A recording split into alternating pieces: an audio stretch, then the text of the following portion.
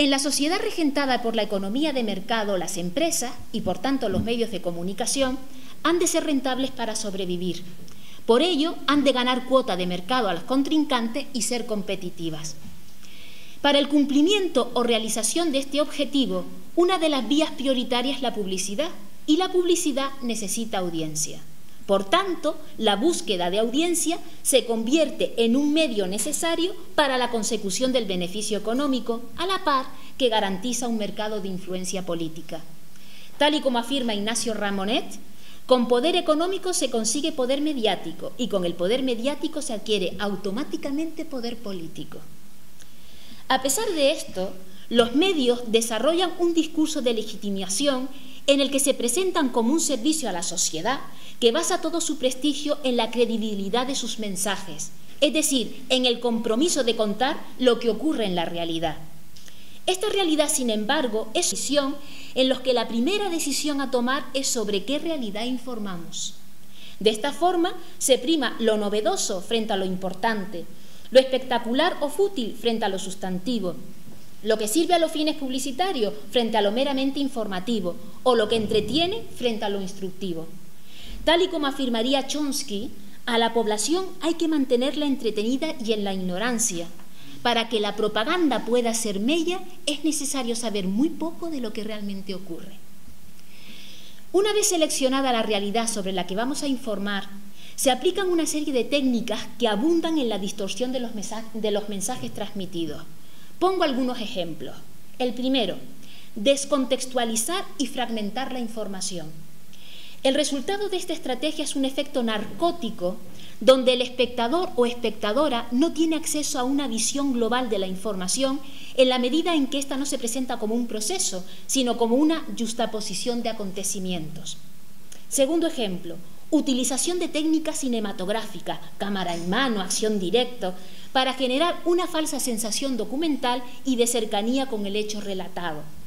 Tercero, reiteración de determinados temas con el objetivo de que la opinión pública se centre en ellos, o la utilización constante de adjetivos, adverbios, superlativos, eufemismos o hipérboles para incidir en la carga emocional del mensaje.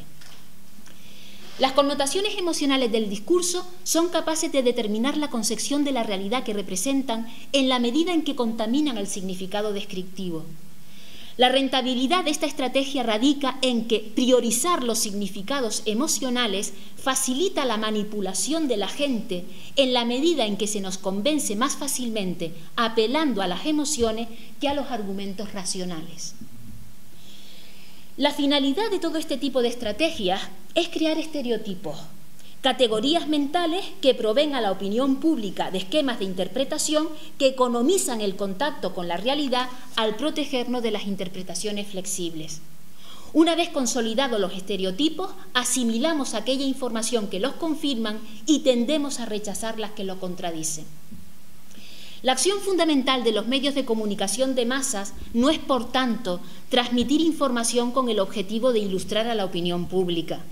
Es crear un contexto semiótico por medio del cual se promociona una forma de concebir el mundo solidaria con los intereses del sistema.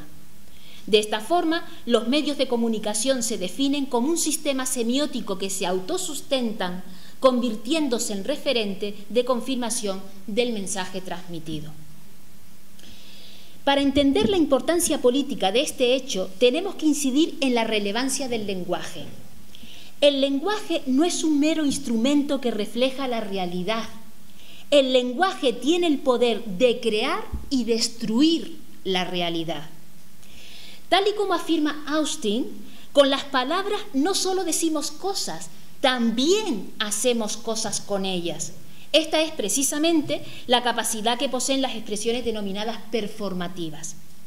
Por tal motivo, a través de las expresiones performativas, el poder es capaz de producir aquello que nombra. El proceso consiste en anticipar una expectativa que, a pesar de ser construida por el discurso, el sujeto concibe como un imperativo esencialista y, por tanto, como algo externo a las propias palabras. Este proceso metaléptico, es decir, una expectativa que acaba produciendo el fenómeno mismo que anticipa, es el recurso utilizado por el poder como mecanismo vinculante para construir al sujeto y su forma de concebir el mundo. El objetivo de los mensajes transmitidos, apoyando de esta forma la intuición de Althusser, es confirmar la sumisión a las reglas del orden establecido. Todo esto favorece la creación de una sociedad del simulacro que tiene como efecto una violencia estructural, es decir, una violencia desplegada por mecanismos de control que falsean virtualmente la realidad. Tal y como se anuncia en la película de Matrix, bienvenidos al desierto de lo real. Humberto Eco afirma que no hace mucho tiempo para adueñarse de un país era suficiente controlar el ejército y la policía. Hoy, un país pertenece a quien controla los medios de comunicación.